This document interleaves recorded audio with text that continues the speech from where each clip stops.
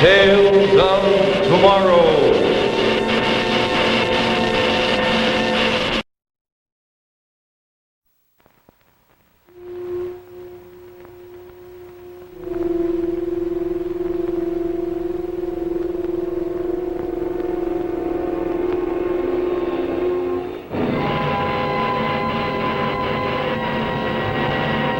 Tales of Tomorrow.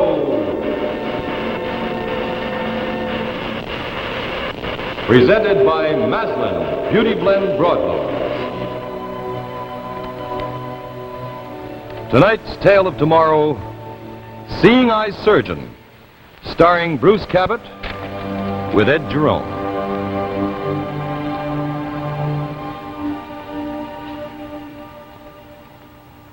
Good evening. You know what this is? Ball of beeswax. What about beeswax, you say? Well, a very interesting what about beeswax in an editorial in The Shuttle, this little magazine put out by and for the people that work in the Maslin mills. A member of the Maslin family writes these editorials, and I thought this one would be interesting, so if you don't mind, I'll read it right now. Back in the days of Rome, a sculptor who was more interested in money than in art could sometimes cheat a little. If his chisel slipped, if he cut more deeply into the marble than he meant to cut, he would fill the hole with beeswax mixed with marble dust. In time, the wax would crumble and the hole would show. So, honest sculptors marked their works sine cere, S-I-N-E without C-E-R-E, wax. And that's where the word sincere comes from. It means without wax. So the word sincere we use to mean an honest expression of an honest feeling originally meant an honest work of art, a work that would stand the test of time. A work that needed no patching, no correcting, no wax.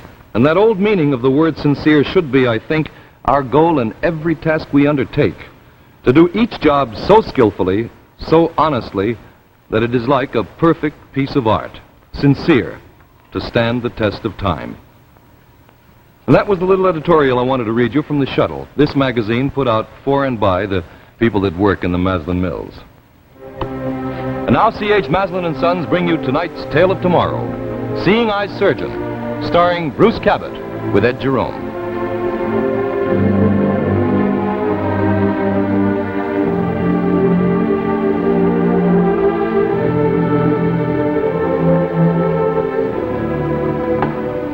Well, I suppose you think you were being very ingenious. But let me tell you, Dr. Terrell, we almost had a dead patient on our hands. I did what I thought was best. I gave you explicit instructions as to the performance of this operation. I didn't ask you to improvise. But surely making the incision on the medulla, you could see... Oh, precisely. And what did you expect to accomplish by that? It was the best way to relieve the pressure. You could see that. All I could see was that if I did not push you aside and take over, we would have had a dead patient on our hands. Tell me something, Dr. Foyle. Just what have you got against me? I have nothing against you personally, so long as you don't think you can supersede my judgment. One more mistake like that, Dr. Terrell, I'll have you dismissed. You seem to forget that I am the chief surgeon at this hospital. No, not Dr. Foyle. I couldn't do that. Just what do you mean by that? Oh, nothing. Nothing at all. I have 25 years of experience behind me. No amount of book learning can give you that. While I'm in charge here, you will follow my instructions exactly as I give them to you, understand? Yes, sir. Just don't forget it. That's all.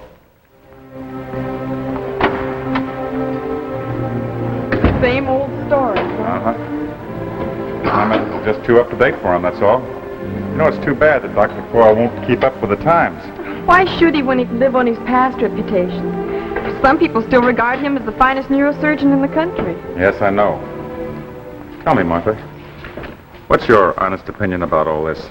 You mean about what happened in the operating room? Yes. You were doing an excellent job.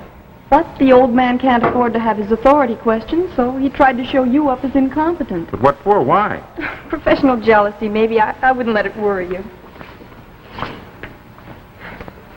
You know, I don't want to make excuses for the old man, but he does have a lot on his mind. Uh-huh. He's operating on Professor Ross tomorrow.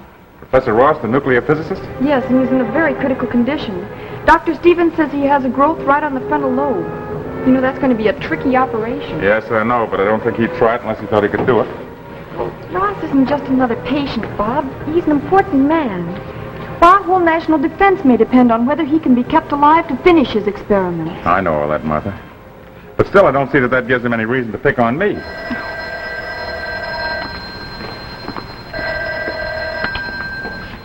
Operating room, Miss Larson speaking. Yes, he is. All right, I'll tell him. Well, I guess that explains why the old man got so upset. That was his secretary. He's worried about you. Worried about me? What for? You're scheduled to assist him in the Ross case tomorrow, and he wants you to study the x-rays. Me? Now, why on earth would he pick me? Because, as much as he hates to admit it, there's no one else sufficiently competent. Well, I think the least he could have done was to tell me himself. Bob, now don't get upset. Don't jeopardize your career by fighting him. If Ross should die because of a clash of personalities in the operating room, your reputation as a neurosurgeon, along with Dr. Foyle's, would suffer irreparable damage. Yeah, honey, I guess you're right. Thanks for the pep talk. Well, here's Ross's files, including the x-rays. You better look them over. All right. Anybody wants me, I'll be in the office. Bob, Uh-huh. I'll be keeping my fingers crossed.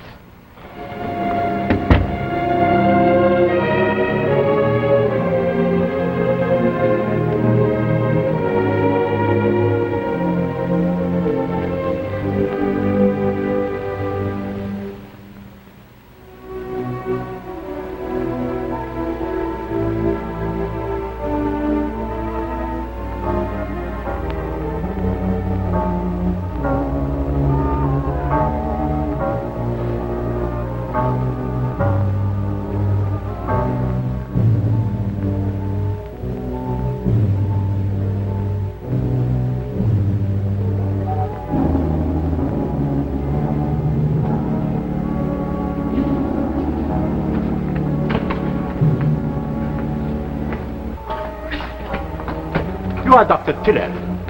Yes, that's right. I am Dr. Zenon, a graduate of Reisberg University in Europe. How do you do, Doctor? Won't you sit down? Thank you. Now, what can I do for you? I have come to help you. To help me? Well, that's very nice of you, Doctor, but look, I don't want you to think I'm rude, but I'm pretty busy just now. This is about Professor Ross. What about him? He is a brilliant nuclear physicist. Yes, I know all that. You see, I read the papers, too. But you are operating on him tomorrow. That is why you are here now. You seem to know a lot about it. You wish to examine the x-rays, to impress every detail of them on your mind. Commendable. But if I may say so, my friend, useless. Quite useless. Your mind is too overwrought to accept the details. How can you possibly tell me what my mind is capable of accepting? That is not important. What is important is that Professor Ross should live to complete his experiments. It is imperative that he make his contribution towards ending these threats of war. Look, Doctor, if you just came here simply to tell me about the seriousness of my responsibility, I already know. But I have come here to help you, Dr. Tyrrell, to ensure that the operation is a success. Dr. Zenon, no living man can do that.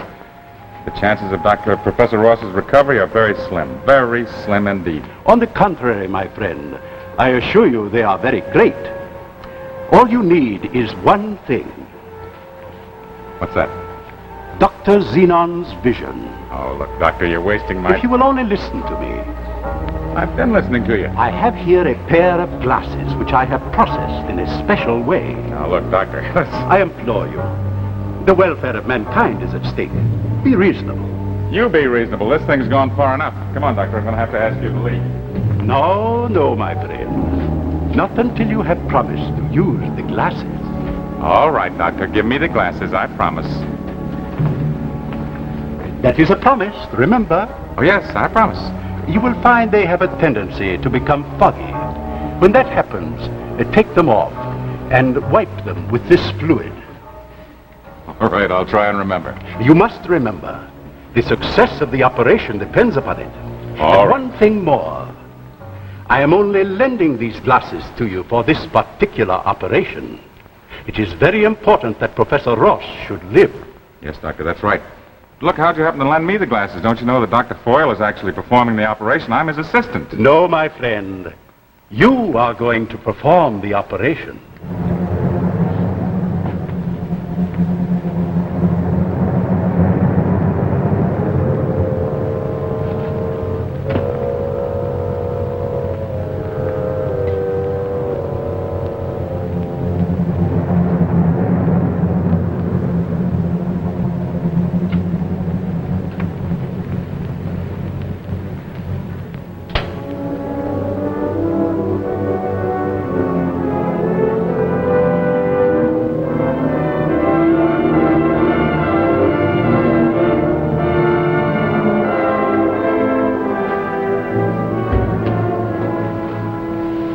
Bob. Hey, Bob. Oh, my. What time is it? It's 2:30. Oh, my, I must have dozed off. Here's Dr. Foyle's data on Professor Ross. Fine. Bob, What? Dr. Foyle has been suddenly taken ill. He has? When? A while ago, I just left his office. What about Professor Ross, that operation tomorrow morning? That's what I'm trying to tell you. Dr. Foyle has appointed you to perform the operation. Me? And Dr. Xenon was right.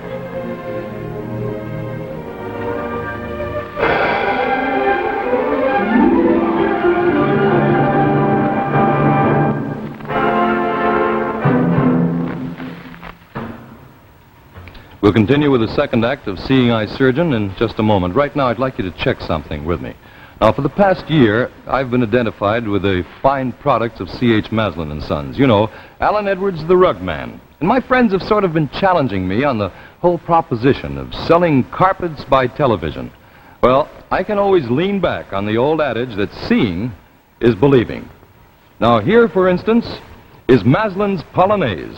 This lovely conventionalized rendering of the leaf pattern gives this new broadloom a happy affinity with either contemporary or 18th century furniture, a sure guarantee for any decorative theme. Now take a closer look. Polonaise is a real Wilton weave in high and low round wire pile, lending unusual texture and providing an element of pure luxury underfoot. Now, from a color aspect, well, that's no problem at all. All you've got to do is glance around your living room and decide what color carpet you would like to go with your present color scheme. The odds are that Maslin can match it. All Maslin carpets are made with a constant eye on the keynote in color, and of course, the quality and craftsmanship which is typical of all Maslin products. Just as a hint, Polonaise is notable in that it is available in eggshell white, a really important color in today's trend towards smart floor coverings. It's also available in corsage green, beaver, pilgrim gray, and salon beige. Polonaise is made in widths up to 15 feet and can be yours for only about $14.50 a square yard.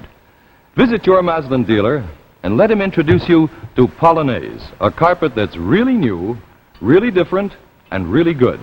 Remember, it's Polonaise by C.H. Maslin and Sons, makers of fine carpets since 1866. And now the second act of Seeing Eye Surgeon, starring Bruce Cabot with Ed Jerome. Now, Martha, let me get this straight. I'm going to be in complete charge of the operation. Is that right? Yes. It's just incredible. That's exactly what he predicted. Who? Dr. Xenon. He paid me a visit a little while ago. Listen, Martha.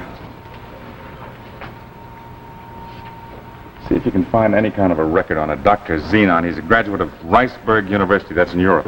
Okay. But may I ask why? Well, no particular reason. No particular reason at all. Bob, what is it? You seem worried about something. Well, naturally, I'm worried. But why? Darling, this may be your chance to break away from the old man. Why, if this operation is a success, your reputation as a leading neurosurgeon will be established. Martha, it isn't as simple as that, don't you see? Dr. Foyle isn't risking a thing. Come here a minute. Let me show you something. You see that? That growth is right on the frontal lobe. Mm-hmm. You know what the chances of success are in an operation like this? Not very good. Not very good. Understatement. They're about 1 in 1,000. Well, are you planning on a biopsy? I'm afraid I won't have time to make a microscopic study of the tissue. I just... Well, then you won't know if the tumor's cancerous or not. You know something? I've got a hunch that Dr. Foyle is deliberately passing up this assignment. He knows it's inoperable, so he's throwing it right in my lap. Now, there's no use getting upset about it. He's getting upset with half the world praying for Professor Ross's recovery? Well, don't take it out on me. I'm only the bearer of bad news. I know, honey. I'm sorry. Listen, will you ask Dr. Stevens if he'll be good enough to assist me? Surely. And I'll need Dr. Way and Dr. Abbott in the operating room. You might see if you can get them in there in a half hour for a conference. Well, what time will you operate? 10 o'clock tomorrow morning is scheduled. Okay. And Bob, remember, I'm going to be right in there rooting for you.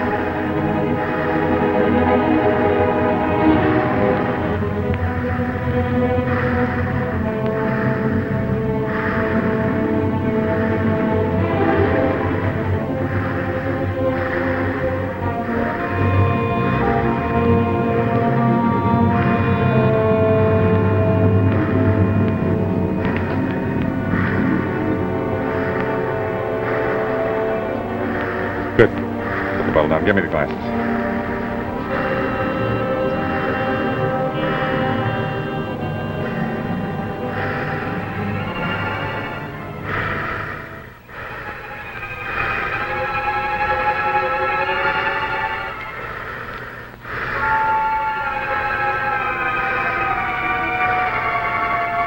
Why, it's incredible. I can see the whole cellular structure.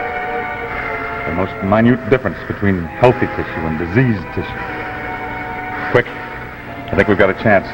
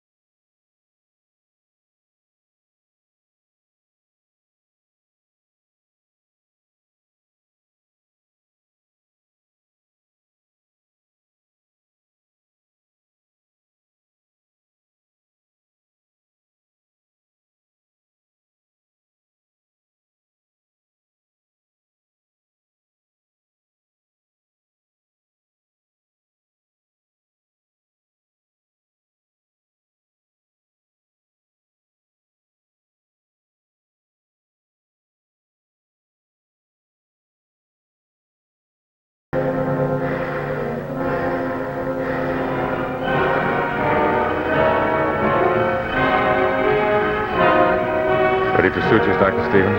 Sit down.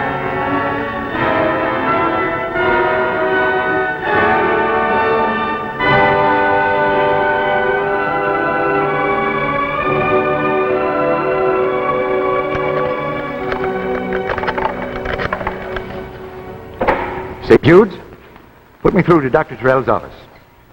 Terrell, this is Dr. Foyle. I just read the report on the Ross operation. I can't make head or tail of it. It certainly does need some explanation. It reads more like something out of a comic book than a surgeon's report. Now, wait a minute.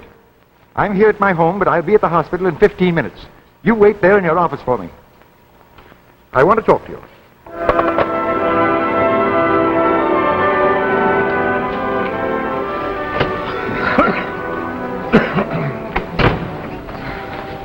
More mail? How's Professor Ross? Well, he's off the danger list. Everyone's saying it's a miracle. You're just about right. And by the way, did you find out anything about Dr. Zenon? No, and I've checked all the usual references, including the American Medical Association. Did you try the Library of Congress? Yes, and I'm to call them back after... Well, I could do it now. Will you? And use the phone outside. I want to talk to Dr. Foyle. Good afternoon, Dr. Foyle. Afternoon. Let me know as soon as you find out anything. Sure. Won't you sit down, Doctor? Hill, I'm not here to argue the medical aspects of the case. I don't agree with your methods of procedure, but I hadn't expected to do that. But when I read in the report some drivel about miraculous glasses, I felt my duty to have a thorough examination. Dr. Foyle, I can't say that I blame you, but believe me, it's not important. The resident doctor didn't agree with you. Neither did your assistants. What is this all about, Terrell? Oh, it's nothing. With the whole hospital blathering about it? Don't be absurd. This report said that you stopped the operation while the patient was on the verge of shock in order to get a pair of glasses from your office. Don't you realize that that delay might have caused the patient's death? Yes, sir, but we saved the patient's life. The operation was a success. That's the important thing. Only by some miracle. And it had something to do with glasses. Doctor, you're way off base. Am I? I don't think so, otherwise you wouldn't be so upset. Doctor, once and for all, will you forget those glasses? Oh, so then you admit there were glasses. Well, if they're not important, you won't mind telling me where you got them. All right, Dr. Foyle, I'll tell you, but you won't believe me. I got them from a man named Dr. Zenon. He loaned them to me. Doctor who? Dr. Zenon. He's a graduate of Riceburg University in Europe. Oh, don't give me that, Doctor. I happen to know that legend, too. What are you talking about? You mean you haven't heard it? No, I don't know anything about a legend. No, I guess maybe you wouldn't. You never studied in Europe. Whoever gave you those glasses must have known that. Doctor, I can just tell you that I used them. I don't know where they are just now. I gave them to Miss Larson right after the operation. I was so upset I couldn't even think. Miss Larson, will you come in here? The glasses Dr. Terrell used during the Ross operation, where are they? Well, I put them in here right after the operation. By the way, Bob, I've tried the Library of Congress, and I can't find any record of Dr. Zenon. No? There doesn't seem to be such a person. Of course not. He's the product of Dr. Terrell's fevered imagination. Here they are, and here's the cleaning fluid. There you are, Dr. Foyle. What are you talking about? Well, these glasses have no lenses. I don't understand. When I put them away, the lenses were there. That is strange. That's very strange. Maybe it was solution in this bottle. I wonder. Yes, Dr. Zenon meant it when he said that he was just loaning me these glasses for this one particular operation. Do you expect me to believe there was actually a Dr. Zenon? Dr. Foyle, I don't know what to expect you to believe. It all seems so unreal now, and yet it did happen. There was a Dr. Zenon, and there were glasses. Does Dr. Zenon really exist? I don't know. For that matter, do we three standing right here in this room really exist? Who knows? The real and the unreal. Where does one stop and the other begin? Maybe we're just the figment or product of someone else's fevered imagination. Someone from another world, perhaps. Dr. Zenon. Who knows who Dr. Zenon really is? Or if he did ever actually exist. Who knows?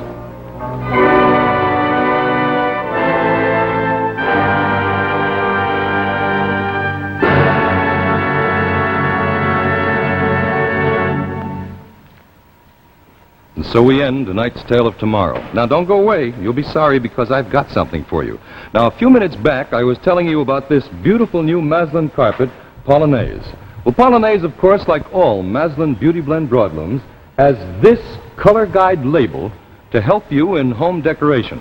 Now, look back at me again. Look at this. Maslin has taken all the color guide labels and put them together into this convenient color guide folder, and it contains 45 different color schemes. On the back, a lot of helpful hints about home decorating and about carpet care. Now, you want one? Well, you can get yours absolutely free from your local Maslin dealer who is currently featuring Polonaise. As a matter of fact, we're going to go to your hometown right now so the man can tell you where to get your helpful color guide folder absolutely free. Here he is.